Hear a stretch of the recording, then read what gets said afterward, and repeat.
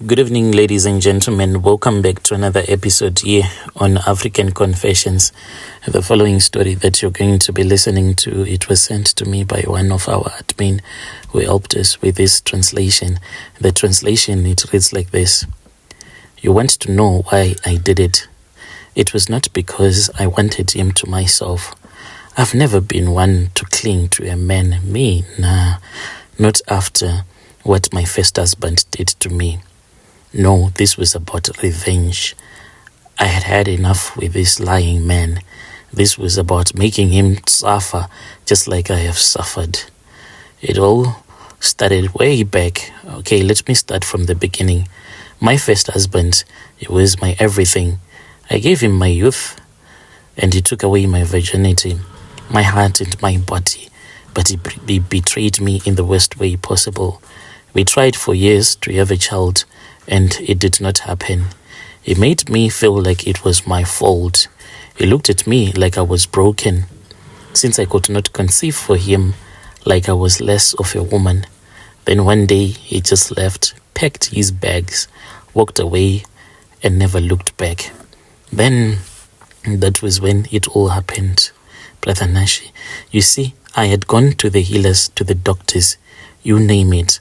I had tried everything to fix whatever that was wrong with me, because that was what he had said. There is something that is wrong with you. It is not me. It is not me. I have impregnated a girl before, so why can't you fall pregnant? You are the problem, he would scream at me. But nothing had worked. He didn't even wait around to support me through it. He left me barren and heartbroken. I was a hollow shell of whom I used to be.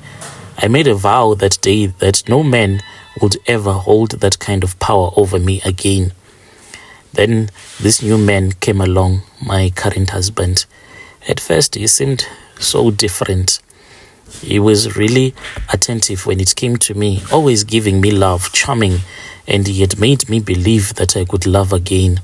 But I never gave him everything. I never let him close enough to break me like the last one did. And most of all, I never gave him a child. I kept that part of myself locked away. That wound was too deep, too raw. I was protecting myself from these liars. He begged and he pleaded, but I always found an excuse. I wanted him to know that some things he would never have from me. That was when I found out about her. His little girlfriend. She was young when I looked at her, even her pictures, bubbly, vibrant, and filled with that naive kind of love that made me sick to my stomach. I saw how he looked at her, how he was so much into her. I knew that she had become everything that I had refused to be for him. He thought that he could just replace me, just like that. It even became worse the day that we had a very big argument about this girl. And he was like, so what do you want me to do, woman? You do not want to conceive for me, yet you do not want me to find a woman as well who can conceive for me. So what do you want from me? He thought that he could replace me. And he had given me some information that I did not know previously. And when I heard that she was pregnant, I said, this one, she has to go. But he did not even know what I was capable of. So I decided to put an end to it. I was going to show him hell. I went to Ezangoma, and when I went there, that was when I met a woman whom I had been afraid for a very long time. This was in my village. I went there, and I told her everything that I wanted her to do for me, and I had money that I had been saving for that trip.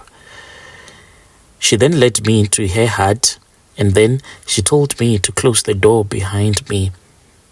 And as I was busy closing the door, I saw a short boy, a very small short boy, and I was like, what is that?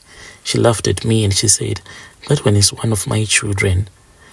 But I could not understand, because this short boy, it had the face of an old man with beard that was so long that it even touched its own knees. There was no need for any explanation at all. This was at Okoloshi.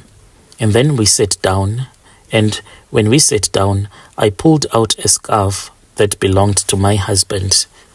And then she told me that the scarf was not going to work. At least I needed to get something that belonged to this woman.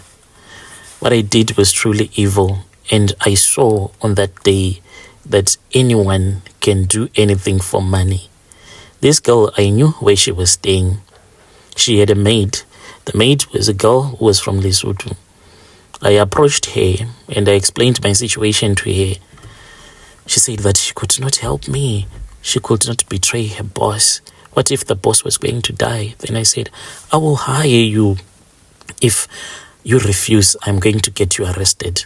Do you have your passport with you? She got so scared, and I comforted her and I said, no, I was not that cruel.